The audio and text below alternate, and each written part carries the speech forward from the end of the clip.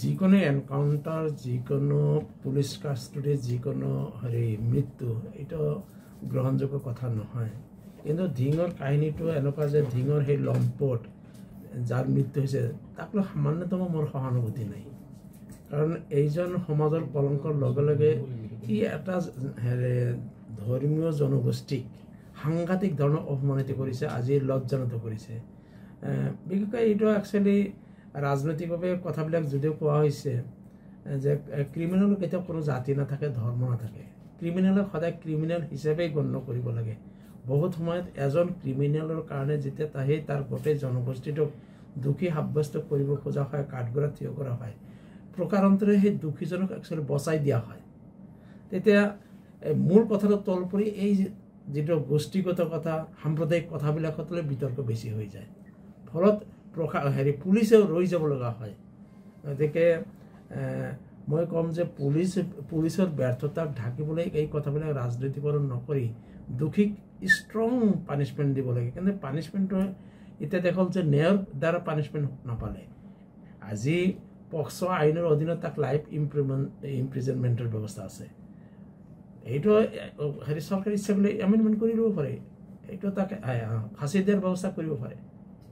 এইটো কোনো বাধা নাই। আৰু মই ভাবোঁ এনেকুৱা ধৰণৰ বলাৎকাৰীক ফাঁচি দিয়াৰ ক্ষেত্ৰত সদনো সৰ্বসন্মত নহয়, সকলো দলেই কিজানি একমত হ'ব। তাকে নকৰি পুলিচৰ দ্বাৰা গুলীয়াই যিটো শাসন কৰিব বিচৰা, এই বস্তুটো ঠিক নহয়। পুলিচে আজি যিটো পৰিৱেশ হৈছে অসমত, আজি চাওকচোন গুৱাহাটীৰ নিচিনা ঠাইত 25টাকৈ বোমা সংস্থাপিত হয়। আপুনি চাওক, মই এটা ৰেকৰ্ড দেখুৱাওঁ। ক্ৰিমিনেল যদি হৈছে গুৱাহাটীত হাইষ্ট, মোৰ এটা প্ৰশ্নৰ উত্তৰ, ক্ৰাইম ৰেট আটাইতকৈ বেছি। যদিও সততে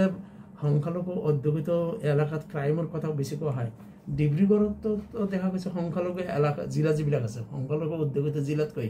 ডিব্ৰুগড়ত ক্ৰাইম ৰেট বেছি। ডিব্ৰুগড়তো মাইনৰিটি ডমিনেটেড ডিষ্ট্ৰিক্ট নহয়, কামৰূপ মাইনৰিটি ডমিনেটেড ডিষ্ট্ৰিক্ট নহয়, গুৱাহাটী মাইনৰিটি ডমিনেটেড ডিষ্ট্ৰিক্ট নহয়, গুৱাহাটীততো হায়েষ্ট। এইটো কি ইণ্ডিয়াৰ ভিতৰত ৰেকৰ্ড হ'ব নেকি? লাখৰ ভিতৰত 202.8। এইটো মই কোৱা নাই দেই, অসম বিধানসভাত মোৰ প্ৰশ্নৰ উত্তৰত কৈছে। সততে এটা জনগোষ্ঠীক বদনাম দি থকা চৰকাৰখনে তেওঁলোকে নিজেই 22 তাৰিখৰ মোৰ এটা প্ৰশ্নৰ উত্তৰত যিটো তথ্য দাখিল কৰিছে, আজি ডিব্ৰুগড়ত আপুনি ক্ৰাইম ৰেট কিমান? গোৱালপাৰাতকৈ বৰপেটাতকৈ নলবাৰীত ক্ৰাইম ৰেট বেছি আছে। গতিকে এই যিটো সততে যিটো এটা নেৰেটিভ সৃষ্টি কৰে বিজেপি দলে বা বিজেপি দলৰ মন্ত্ৰীসকলে, সেই নেৰেটিভটো তেওঁলোকে দিয়া তথ্যৰে বিপৰীত। গতিকে এই নেৰেটিভৰ দ্বাৰা একচুৱেলি দুষ্কৃতিকাৰীক ৰক্ষণাবেক্ষণহে দিয়া হয়। আৰু সৰ্বভাৰতীয় স্তৰতে আপুনি চিন্তা কৰক, যি চৰকাৰৰ দিনত বলাৎকাৰীয়ে কি পেৰলত মুক্তি পায়, যাক নেকি সুপ্ৰিম কোৰ্টে ৱাৰ্ণিং দিব লগা হৈছিল গুজৰাট চৰকাৰক, বলাৎকাৰীক তেওঁলোকে মুক্ত কৰিছিল সুপ্ৰিম কোৰ্টৰ নিৰ্দেশত, পুনৰবাৰ তেওঁলোকক জেইলত পঠিয়াব লগা হয়। আজি যিটো আমাৰ বিলাক মল্লযোদ্ধাসকলে যি বলাৎকাৰীবিলাকৰ বিপক্ষে আন্দোলন কৰিব লগা হৈছিল, ভাৰতবৰ্ষৰ কিমান বলাৎকাৰীবিলাকে শাস্তি নোপোৱাৰ বিপৰীতে তেওঁলোকে ফুলৰ মালা বহুত ঠাইত বিজেপিয়ে দিয়াৰ কাৰণে আজি বলাৎকাৰীবিলাকে এনেকুৱা টিগিল গিলাই ফুৰিবলৈ সাহস পাইছে অসমতো। এইটো বলাৎকাৰী নহয়, কৰবাত বলাৎকাৰীক তেওঁলোকে ৰক্ষণাবেক্ষণ দিয়ে, কৰবাত ষ্ট্ৰং হয়। বলাৎকাৰীয়ে তাক আৰু কিহৰ ধৰ্মৰ ভিত্তিত ভাগ কৰিব লাগে? ধৰ্মৰ ভিত্তিত ভাগ কৰি এনেকুৱা দুষ্কাৰ্য কৰা মানুহবিলাকক একচুৱেলি বচোৱা হয়। দুষ্কৃতিকাৰীৰ ক্ষেত্ৰত কেতিয়াও শ্ৰেণী বিভাজন কৰিব নাপায়। আমাৰ মুখ্যমন্ত্ৰীয়ে দেখা পাইছে যে চান্স পালে তেখেতে তেনেকুৱা ধৰণৰ কথাবিলাক কৈ দিয়ে। ইয়াৰ দ্বাৰা কিন্তু সমস্যাৰ সমাধান নহয়। সিটো মৃত্যুদণ্ড পোৱাৰ কাৰণে যোগ্য, যিজন বলাৎকাৰী সেই মৃত্যুদণ্ড পোৱাৰ কাৰণে যোগ্য মোৰ বিবেচনাৰে। আইনে কি ক'ব মই নাজানো। আইনত অৱশ্যে পক্সো আইনত এনেকুৱাকৈ ডেথ চেণ্টেন্স প্ৰভিজন নাই, মই যিমানখিনি অধ্যয়ন কৰি পাইছোঁ, যে সৰ্বোচ্চ তেওঁলোকৰ যাৱজ্জীৱন কাৰাদণ্ডৰ ব্যৱস্থা আছে। কিন্তু মই চৰকাৰকে আহ্বান কৰিম যে আইনৰ সেই ধাৰাটোৰ সংশোধন ঘটাই মৃত্যুদণ্ড বিহাৰ ব্যৱস্থা কৰা, IPCত সেইটো লৈ আহক, এইটো মই প্ৰভাৱিত কৰিম। কিন্তু পুলিচ কাষ্টডিত মৃত্যু হোৱাটো কেতিয়াও গ্ৰহণযোগ্য কথা নহয়। ইয়াৰ দ্বাৰা পুলিচৰ ব্যৰ্থতাহে প্ৰকাশ পায়। পুলিচে নিজৰ ব্যৰ্থতা ঢাকিবলৈ এতিয়া নাজানো এইজন কি আফজাল নে কি ল'ৰাজন কেনেকৈ পানীত জঁপিয়াই মৰিছে তফাজল তেওঁ হেণ্ডকাপ অৱস্থাত কেনেকৈ পুলিচে দৌৰিব নোৱাৰে নেকি পুলিচে দৌৰিব নোৱাৰে নেকি যে জাপ মাৰিছে লগে লগে যোৱা পুলিচে তাক ধৰি উঠাব নোৱাৰে নেকি হেণ্ডকাপ লগা ল'ৰাজনে কিমান স্পীডত দৌৰিব পাৰে আৰু মুকলিভাৱে থকা পুলিচে যদি দৌৰিব সেই পেটোৱা পুলিচকেইটাৰ কাম কি হেণ্ডকাপ লগা পুলিচ এজন মানুহ যদি ইমান স্পীডত দৌৰিব পাৰে হেণ্ডকাপ লগা অৱস্থাত মানুহজন দৌৰি থকা মানুহক যদি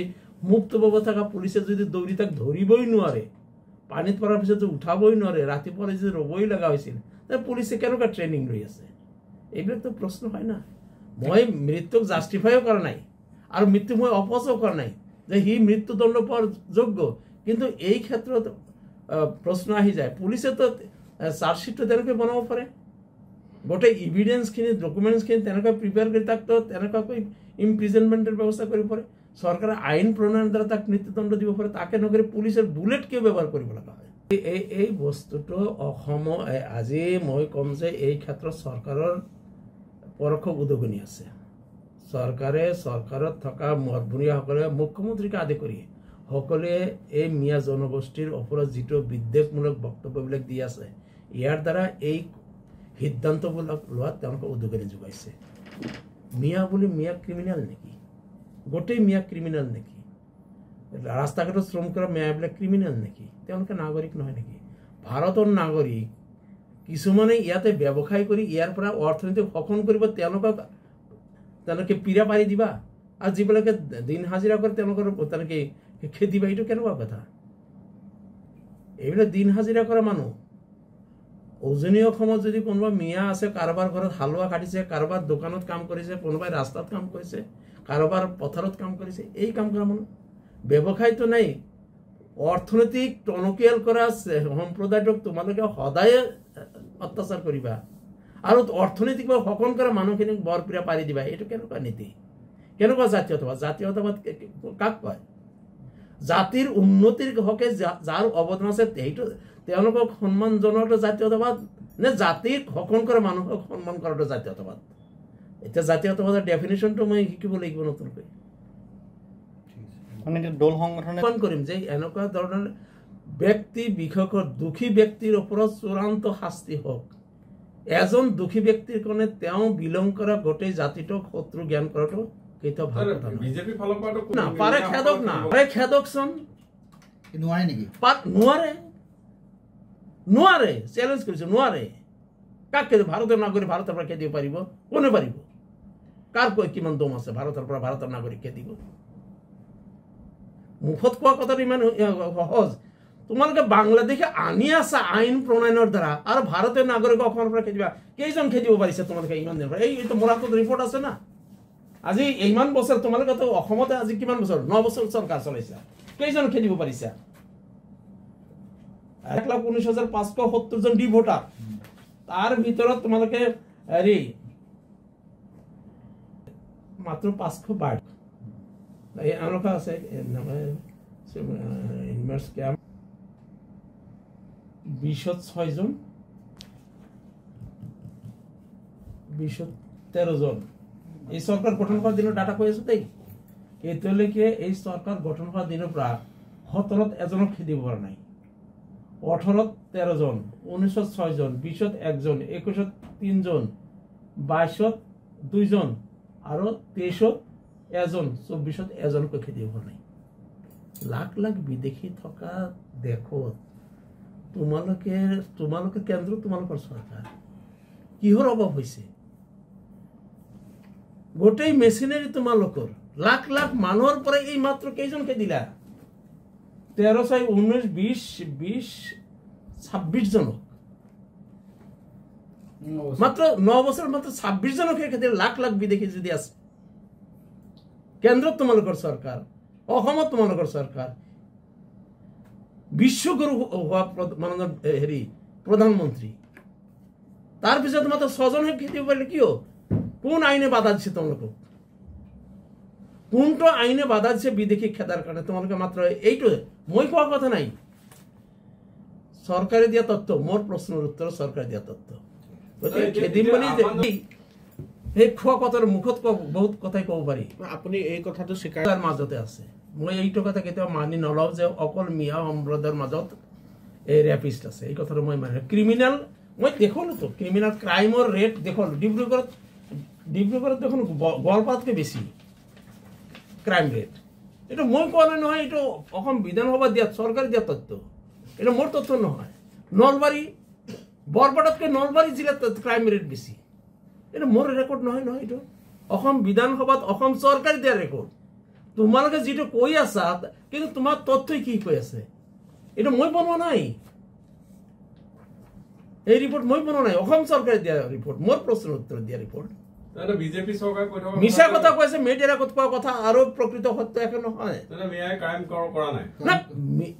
মিয়াৰ মাজতো ক্ৰিমিনেল আছে কোন ক্ৰিমিনেল মিয়া ক্ৰিমিনেলৰ পক্ষে কোনজন মিয়াই মাত মাতিছে মোক এজনৰ নাম কওক যে অমুক মিয়া ক্ৰিমিনেলৰ পক্ষত অমুক মিয়াই ছাপোৰ্ট কৰিছে এজন মানুহৰ কথাটো ক'ব এটা দৃষ্টান্ত দিব কিন্তু অনামিয়া ক্ৰিমিনেলৰ পক্ষত বিজেপিয়ে থিয় দিয়া ৰেকৰ্ড ভাৰতবৰ্ষত অসমত আছে এতিয়া এসপ্তাহৰ সময়সীমা যিটো বান্ধি দিছে তাক লৈ আপুনি কি ক'ব চৰকাৰে চিন্তা কৰিব চৰকাৰে দেশৰ নাগৰিকৰ নিৰাপত্তা জীৱন আৰু সম্পত্তিৰ নিৰাপত্তা দিয়াৰ দায়িত্ব চৰকাৰ আমাৰ নহয় চৰকাৰৰ দায়িত্ব চৰকাৰে নিজৰ দায়িত্ব পালন কৰাত ব্যৰ্থ হলে আছে নহয় ব্যৱস্থা যিকোনো খবৰৰ বাবে যোগাযোগ কৰক 7099017330 অথবা 7099017990